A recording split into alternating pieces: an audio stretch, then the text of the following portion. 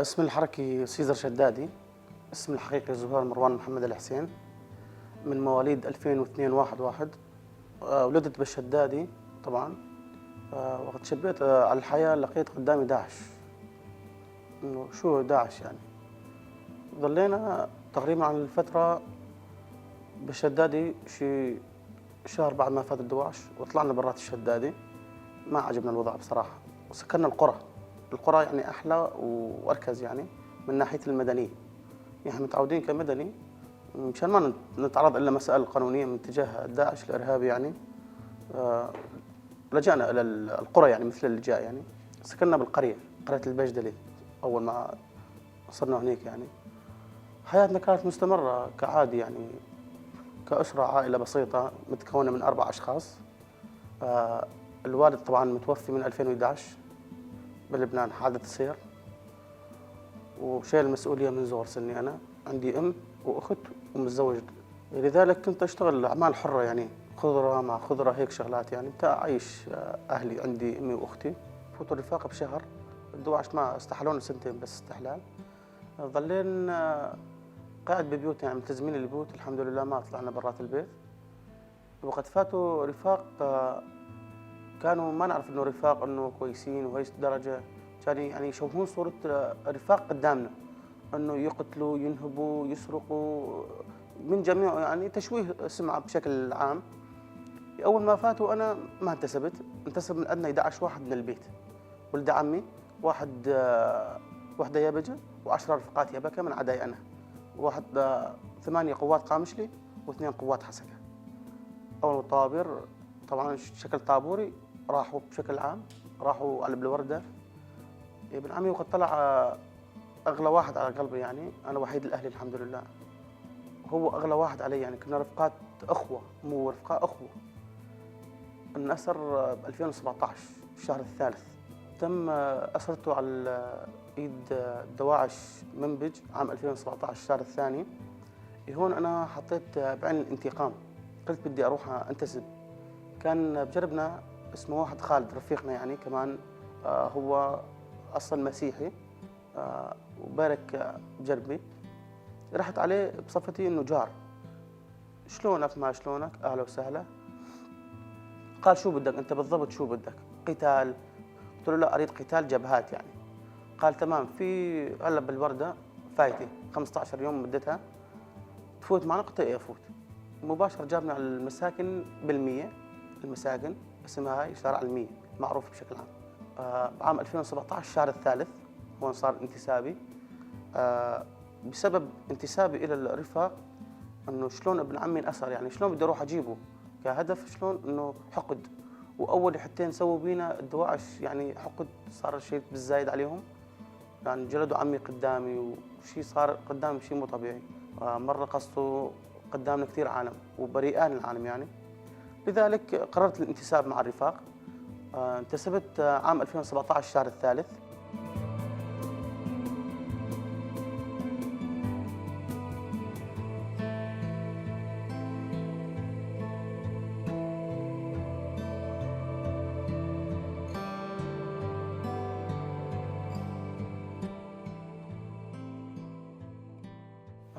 وقت كنا عن دور قبل ما يجوا الرفاق، قلت لكم قبل شهر طبعا.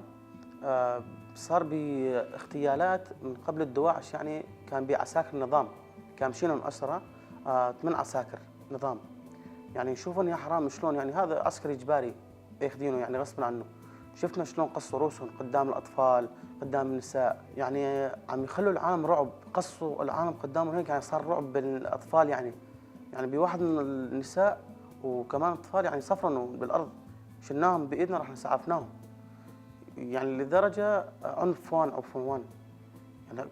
أجدود ما ضربوا مرة قدامنا يعني، ضربوهم يعني كحقارة ولؤم يعني. بصراحة كل الموجودين ما يحسنوا يحكوا، الكل ساكت للخوف، مرعوبين.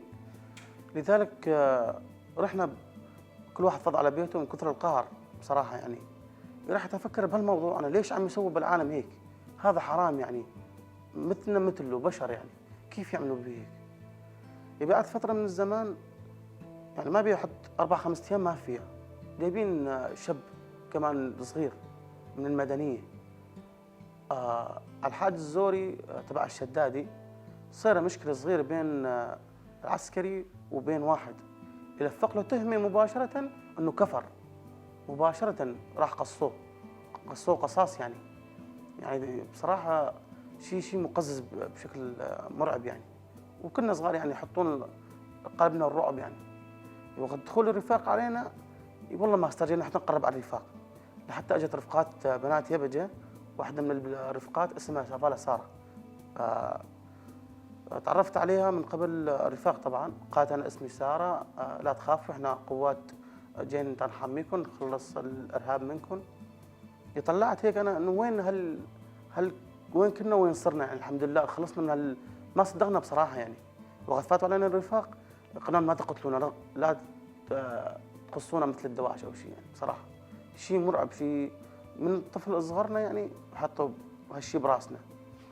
ولذلك قررت الانتساب معهم بشكل رسمي مباشره.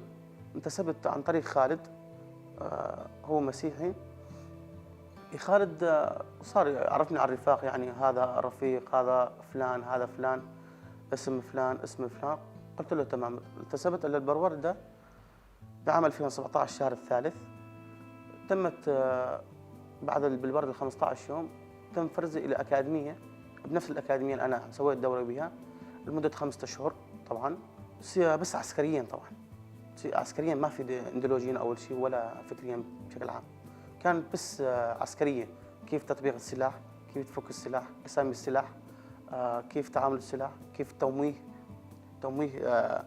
كالبيئة اللي أنت بيها، كصحراء، كغابة، كشارع، كأي منطقة أموه حالي مشان ما العدو ما يعرف إنه هذا أنا موجود، أو بشكل عام أتخبى منهم يعني كتمويه. لذلك ظليت 15 يوم على الحالة هاي. طبعا سياسي ما بي. ضلينا 15 يوم. بعد ما خلصنا انفرزت إلى القوات اليبكة بشكل عام. ضليت 5 أشهر مع الرفاق بالأكاديمية الشيدو بروسك من تأسيسها طبعا. احنا 6 بالأكاديمية.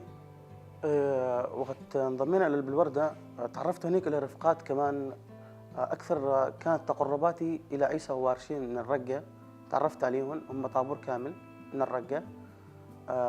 تعرفت كيف انه شلون انضم مع رفاق، شلون نتقدم، شلون ننسحب.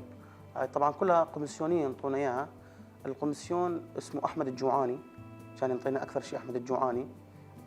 بعد الكوميسيونيه احيانا يجونا من برا.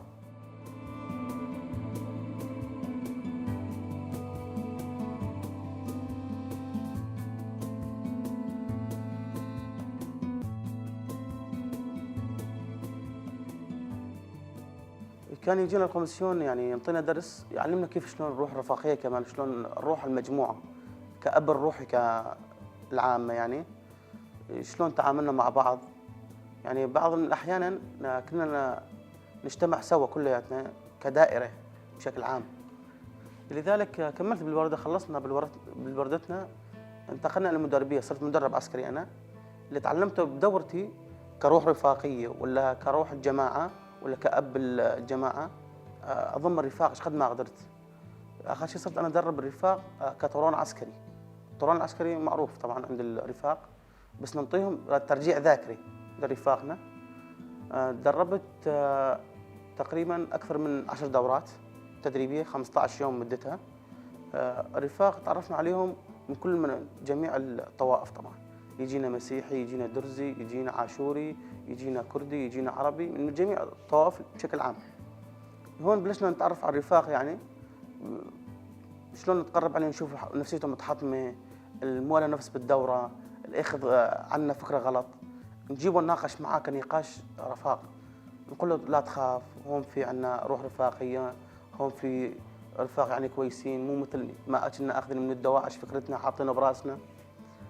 لذلك الرفاق بلشوا يقربوا علينا هيدي يعني، حتى صارت له شعبية كثيرة أنا بالرفاق بشكل عام يعني، صار يحبونه ويحترمونه بشكل عام.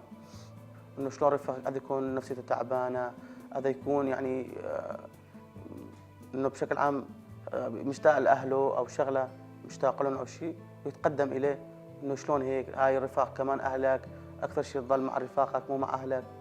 رفيق كمان يتواجد مباشر معنا، طبعا شيء واقع قدامه، شيء صاير يعني، يتقدم معنا بكل سهولة، وإحنا تعلمنا على الأساس هذا. ظليت شيء 5 أشهر على الأساس هذا، انتقلت إلى مرحلة مباشر إلى القتالية طبعا.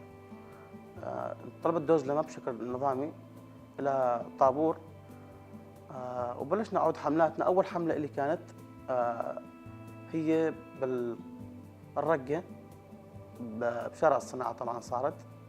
كنا قاعدين بفيلا، فيلا متكونة عبارة عن نقطة عسكرية للرفاق بشكل عام، تجمع. أنا ما كنت أعرف شيء بالجبهات، أي أول جبهة لإلي أجت مفخخة. يا آخر شيء قلت أشوفها، أنا مديت راسي اللي شفت لا إنه جيتني السيارة تتفجر حالها. المهم فجرت يعني البنا المفخخة. تم استشهاد 4 رفاق، أراس وعصام وعبد، لحتى قمنا بإسعافاتهم ما لحقناهم الرفاق. وتم تقريبا شيء 8 إصابات طبعا أدت إلى 2 إلى بتر طبعا.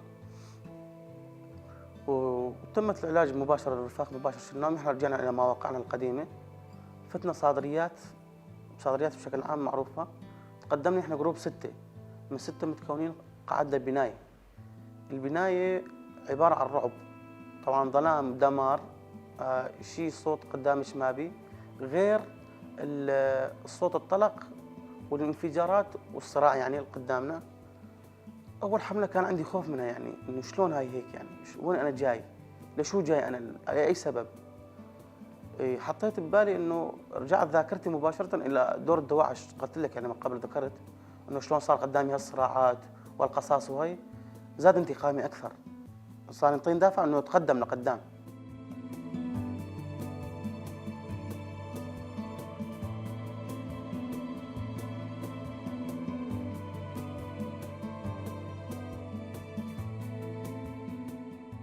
وانتصارات. انأسرنا من الدواعش تقريبا شيء 8، طبعا مو بشكل دفعة واحدة كلهم، بشكل دفعات طبعا.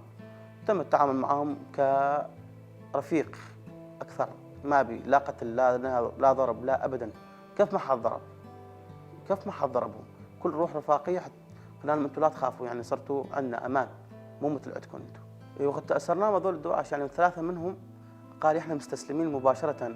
قال واحد منهم نط، قال ما يصير أصير معكم أنا.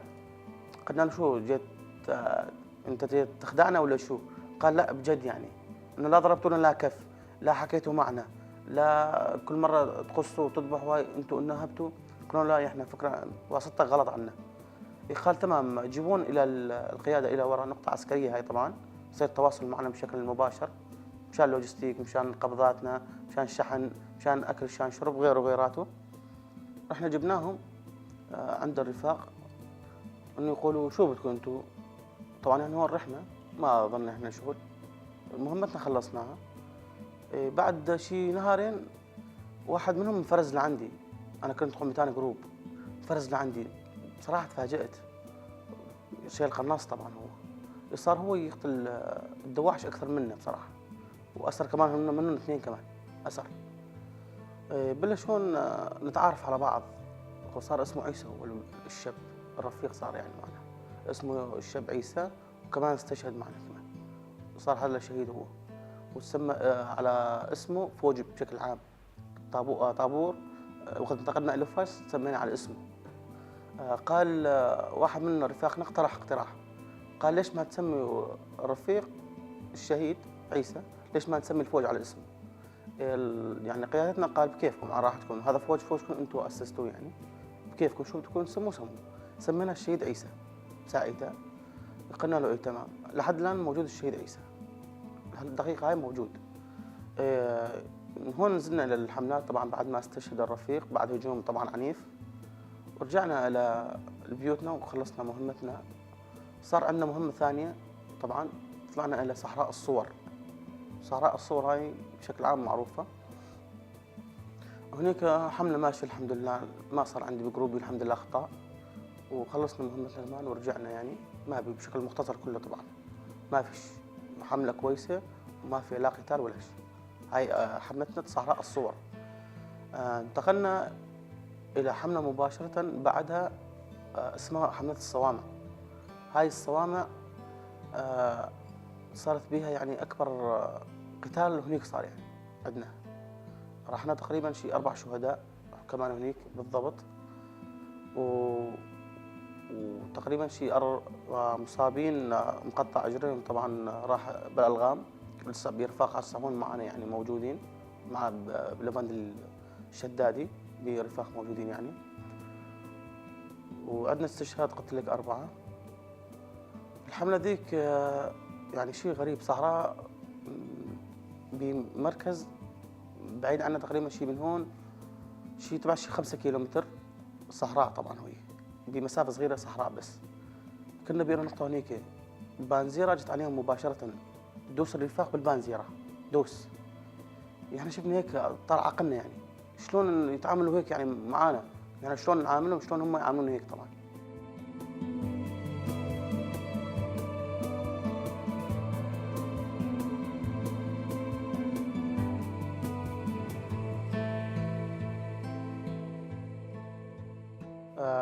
تمت احنا تعيننا 4 طيب. هجمنا للدواء عشان بالبانزيرة كمان جبناهم يعني كلياتهم، سألناهم سؤال وقلنا لهم ليش سويتوا هيك بالرفاق يعني تبعنا. واحد منهم تونسي يقول انتم كفار خنازير. قلنا له طيب شو الصورة اللي وصلت لك عنا؟ قال انتم خنازير كفار ما بعرف شو لاخره. يعني اخر شيء دقينا منه يعني، بعثناه للقيادة قلنا لهم شوف تصرفوا معه انتم يعني ما عاد نعرف شو بدنا. تمام. هون حد هون خلصت كمان حملتنا يعني، ما طولنا بساعتها 4 أيام بالحملة كمان هاي، ورجعنا على البيت. هون وقت نزلت من الرفاق اعطوني إجازة طبعا استراحة لإلي. نزلت أهلي التموا علي الحمد لله على السلامة، شلون كانت مسيرتكم أنت ورفقاتك، شلون كنتوا تعاملكم مع بعض. حكيت كيف صار معي إنه الموقف هذول وشلون صرنا إحنا نعاملون ويعاملونا إحنا شلون معاملتنا لهم. يعني حتى أهلي تفاجئوا بصراحة يعني، قال يعني ما بنعرف إنه كل أهل زين بينهم يعني.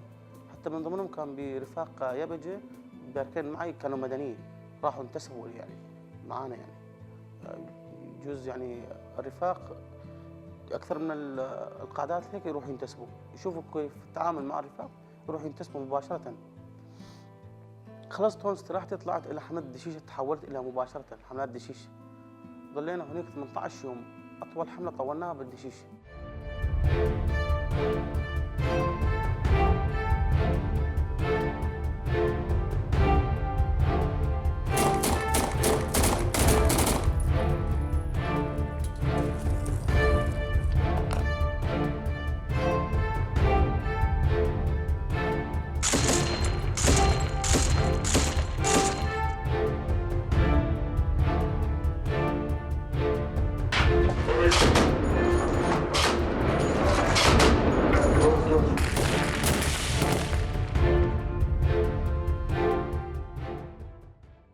بس ألغام تعرضنا للألغام إيه.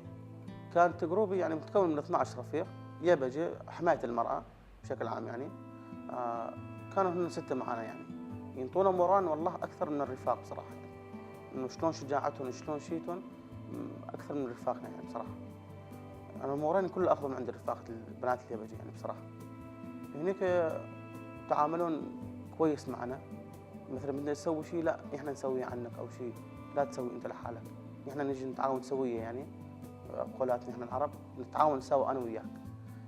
كمان هيك تنطي موران يعني إننا شلون إن كمان بنات إحنا كمان شباب نتعامل سوا، واحد كويس وقت نتعامل سوا إحنا وياهم.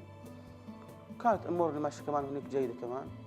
هون نزلنا كمان على البيت كمان استراحة، صورفنا كمان لأهاليتنا وقد نحكي لأهلنا يعني شلون معانا اليبجة، كيف تعاملنا اليبجة معانا يعني. تقول معكم كمان يبجة؟ قلنا له إيه شلون عجل يساعدونا اليبجة يعني كمان بالقتال بسلاح، كمان في قناصات، كمان في حماية المرأة بشكل عام هنيك. أهاليتنا مو عرب، تقاليد عرب أول جاهلية عن جد يعني. كيف بنت تروح مع شاب يعني كيف؟ يتفاجئوا إنه معنا إنه رفقات يعني حماية المرأة.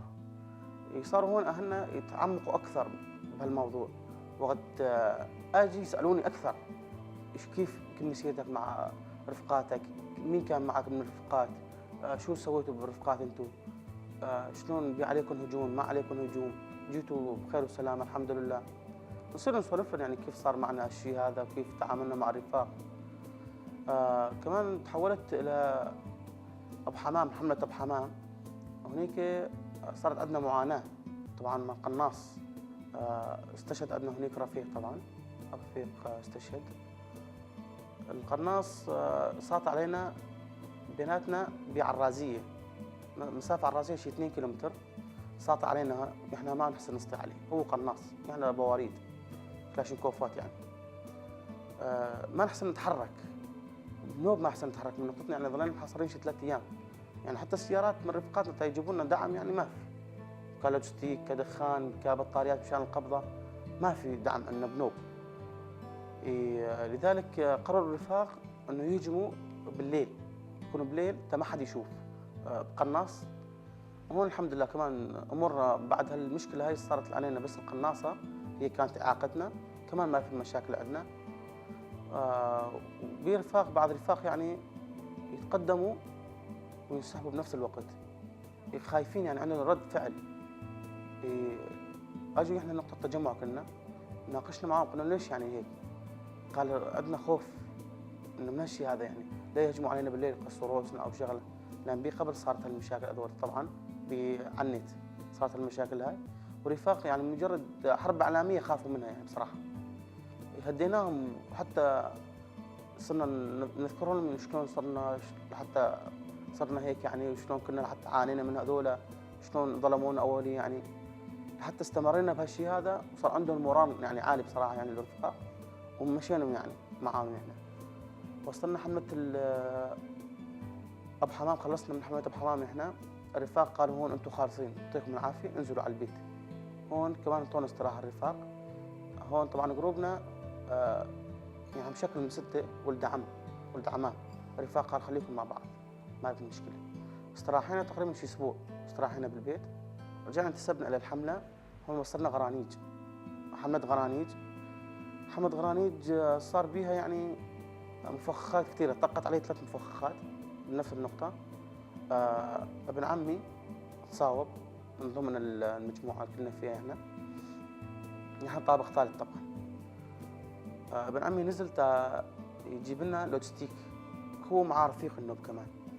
الرفيق الثاني ما صابه شيء الحمد لله، بس رفيق ابن عمي هو يصير تصاوب طبعا، باصبعه الكبير انقطع.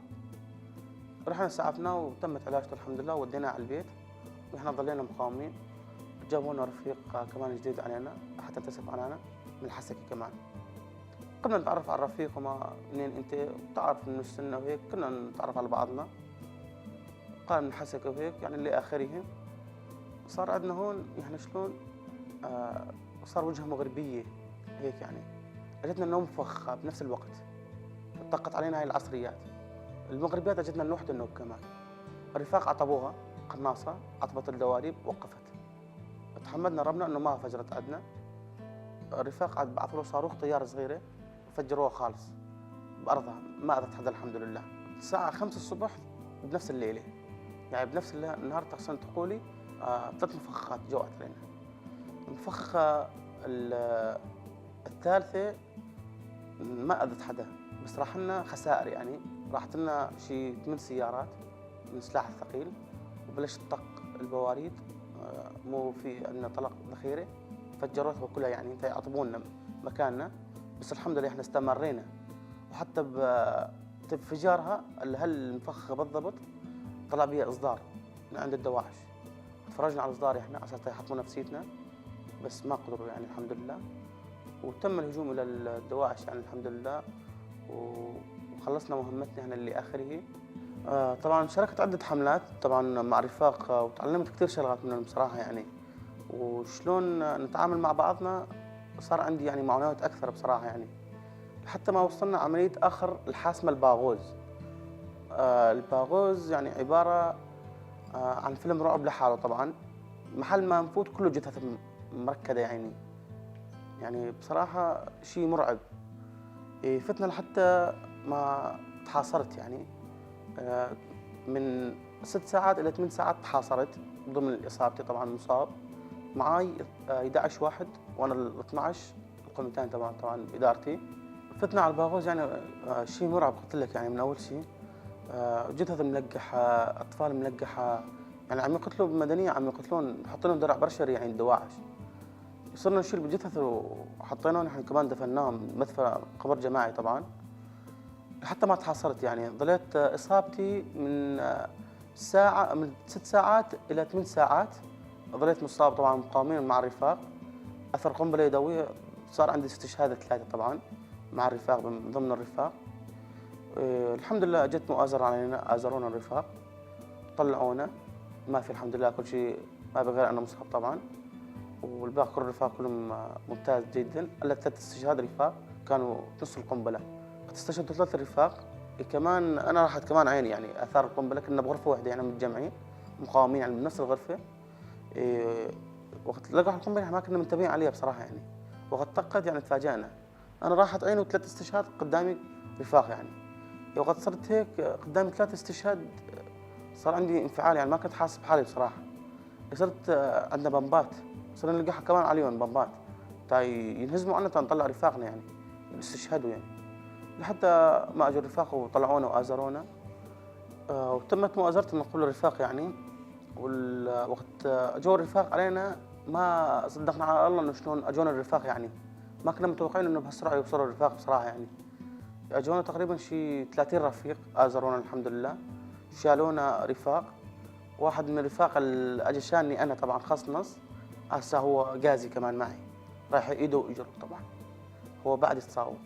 شو صار معي ما بعرف. فتحت عيني انا بالمشفى. تمت عمليه طبعا، انا ما كنت اعرف بالعمليه الا الرفاق هم قالوا لي. عملوا لي عمليه بعيني. هون صار عندي فقدان بالعين اليمنى، فقدت.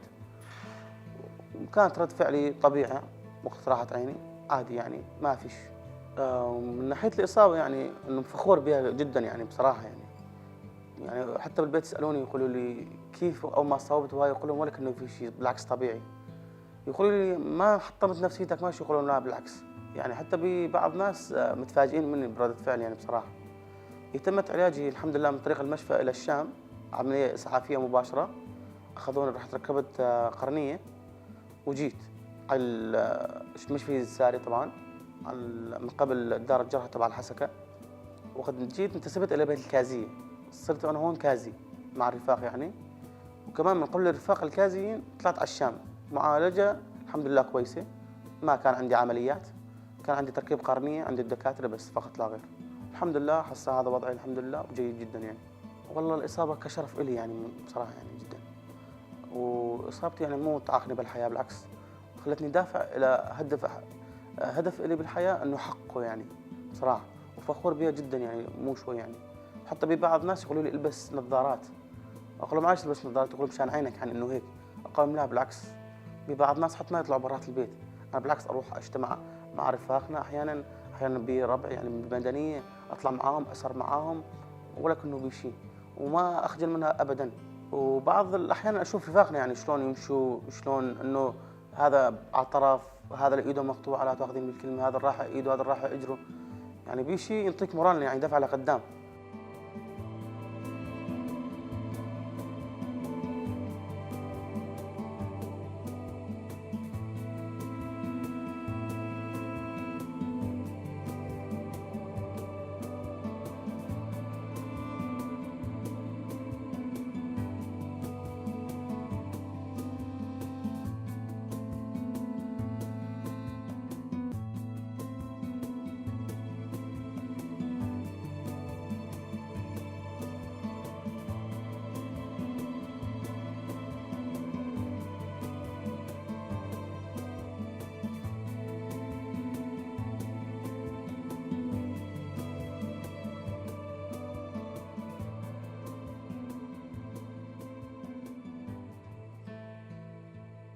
احيانا نقول الحمد لله اني كويس انه بس عيني يعني.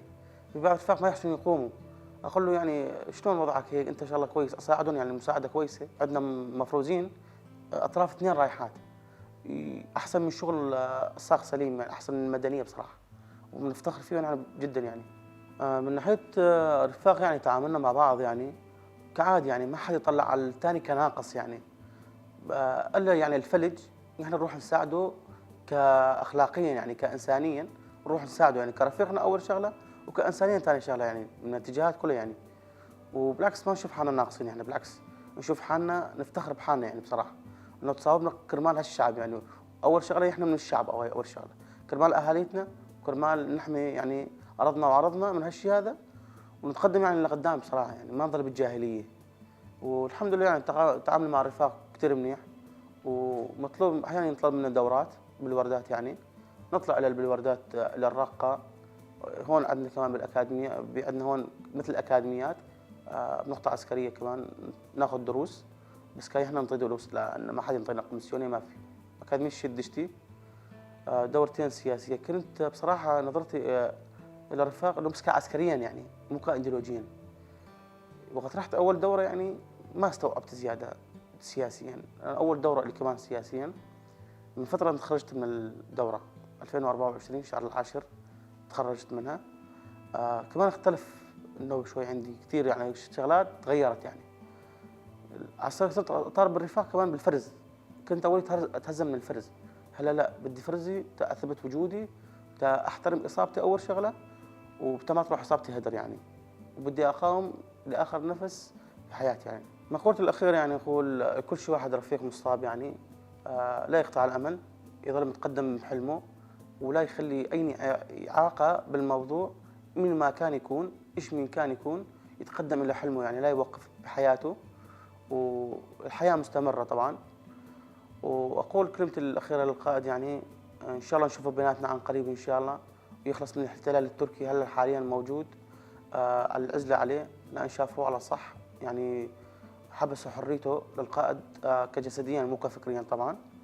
ونقول يعني هاي قولتي الأخيرة إن شاء الله نشوفه بيناتنا وبالنصر إن شاء الله.